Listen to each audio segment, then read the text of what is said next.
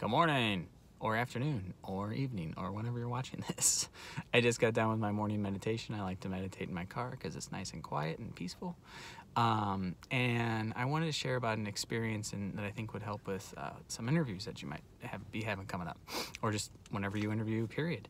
So I was working with a client the other day, and they were really getting stuck in their head with the "tell me about yourself" section of the interview. And like, when we first started talking, like, this guy's awesome. Like, he's got a great background. He's just really second guessing himself. And when we started talking, just natural conversation, like no strings attached, would never guess anything, might be going on for this person. But as soon as I asked that question, when he started going into the mock interview, he just locked up. Like, his brain just went into, I have to be perfect. I don't know what to say. What are they going to think of me? Or whatever, whatever is going on. Our brains do that whenever we put so much pressure on ourselves to get it right. So I coached him through this. And here I wanted to share a few things that I think made a difference. Because what ended up happening was he took my advice, and the next day I got a text. The interview couldn't have gone better. I got moved to the second round, and he just feels really good about, his chances now. So, and I hope the same for you. So basically, here's what I shared with him to do. Don't have an expectation for the interview.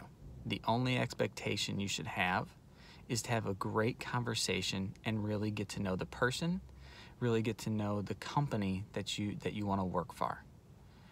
That's it. Be with the person and be a human being. They're just there to get to know you. You're there, first of all, because your resume or the person who's maybe recommended you says you have the experience and you'd be a great fit.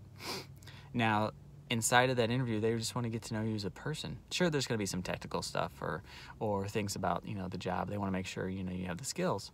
But really it comes down to, are you a good fit, and have a good personality? Do they want to work with you 8 hours a day? So your goal is just to have a great conversation. So what I like to tell people to do is set an intention an hour, couple hours before. Like, my intention is just to have a great conversation with this person. I want to get to know them, and I want to be curious, and I want to ask questions, and just come from that place, and it will make all the difference inside of like how you show up, especially if you get nervous inside of interviews. And it's totally okay. So there's the tip. Show up more how to show up more naturally confident inside of interviews. And it's okay not to be perfect, just like I kind of messed that up. I got inside of my head right there, like, oh man, I just messed that up. But what shows up is personality and something that people will remember you by. Like, oh, that guy was a little quirky or whatever, but he was so cool to be around, or whatever, and it makes you more memorable than the candidate that shows up trying to be perfect and trying to get it right. Because no one wants to work with those type of people. No one wants to work with the perfect person, that it's just so rigid and doesn't have a flow to them or whatever. So anyways, I hope that helps. Someone wants to say hi. Here is Charlie. If you haven't seen my message or what I'm out to inspire 10,000 people to do work that they love, and to not be chicken, and to get out there and do what they really want and what they're really passionate about.